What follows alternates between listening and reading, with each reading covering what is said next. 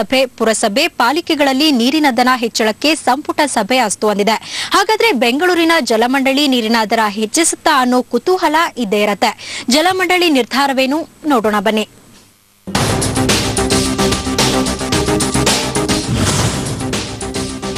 ಹತ್ತು ವರ್ಷದಿಂದ ನೀರಿನ ದರ ಹೆಚ್ಚಿಸಲೇಬೇಕು ಅಂತ ಸರ್ಕಾರಕ್ಕೆ ದಂಬಾಲು ಬಿದ್ದಿರುವ ಜಲಮಂಡಳಿ ಖಂಡಿತ ಆಗದು ಅಂತ ಮನವಿಯನ್ನ ರಿಜೆಕ್ಟ್ ಮಾಡಿರುವ ಸರ್ಕಾರ.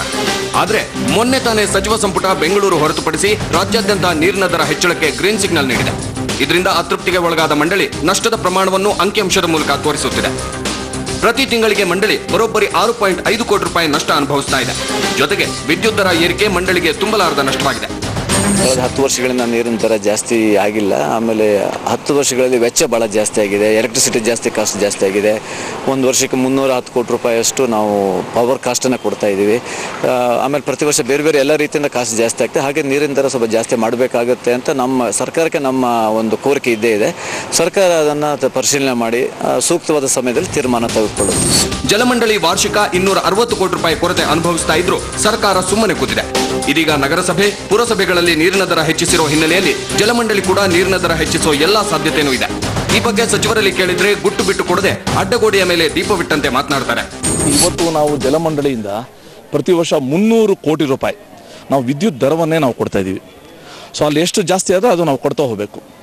ಈ ದೃಷ್ಟಿಯಲ್ಲಿ ಒಂದು ನೀರಿನ ದರದ ಏರಿಕೆ ಅಗತ್ಯ ಇದೆ ಅನ್ನೋ ಒಂದು ಭಾವನೆ ಇದ್ರೂ ಕೂಡ ನಾವೇನು ಕೂಡ ಈಗಲೇ ನಾವು ನಿರ್ಧಾರ ತಗೊಂಡಿಲ್ಲ. ಆ ಪರಿಸ್ಥಿತಿನ ಅವಲೋಕಿಸಿ ಸೂಕ್ತವಾದ ಸಮಯದಲ್ಲಿ ನಿರ್ಧಾರ ಕೈಗೊಳ್ತೀವಿ. ಬೆಲೆ ಏರಿಕೆಯ ಬಿಸಿಗೆ ಈಗಾಗಲೇ ಬೆಂದು ಹೋಗಿರುವ ಸಾರ್ವಜನಿಕರು ಇದೀಗ ನೀರಿನ ದರ ಏರಿಕೆ ಬಗ್ಗೆ ಕಂಗಾಲಾಗಿದ್ದಾರೆ. ಇವಾಗಲೇ ಪೆಟ್ರೋಲು ಡೀಸೆಲ್ ಪ್ರತಿಯೊಂದು ಕೂಡ ಬೆಲೆ ಜಾಸ್ತಿ ಆಗಿದೆ.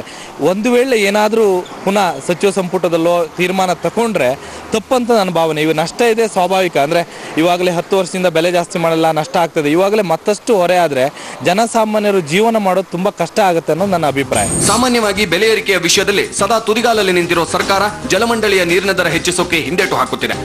ಕಳೆದ 10 ವರ್ಷದಿಂದ ಯಾವ ಸರ್ಕಾರವೂ ಮಾಡದ ಕೆಲಸವನ್ನು ಮಾಡಿ ಯಾಕೆ ಅಪಕೀರ್ತಿಗೆ ಪಾತ್ರವಾಗಬೇಕು ಅನ್ನೋ ಧೋರಣೆ ಸರ್ಕಾರದ್ದು ಅನ್ನೋ ಮಾತು ಸಾರ್ವಜನಿಕ ವಲಯದಲ್ಲಿ ಕೇಳಿ ಬಂದಿದೆ. ಅದೇನೇ ಇದ್ರೂ ಜಲಮಂಡಳಿ ಸದ್ಯದಲ್ಲಿಯೇ ಶಾಕಿಂಗ್ ನ್ಯೂಸ್ ಕೊಡಲು ತಯಾರಾಗಿದೆ ಅನ್ನೋದು ಸದ್ಯ ಕೇಳಿ ಬರುತ್ತಿರುವ ಗುಮಾನಿ. ಪವಿತ್ರ ಶೆಟ್ಟಿ, ಸುವರ್ಣ ನ್ಯೂಸ್ 24/7 ಬೆಂಗಳೂರು.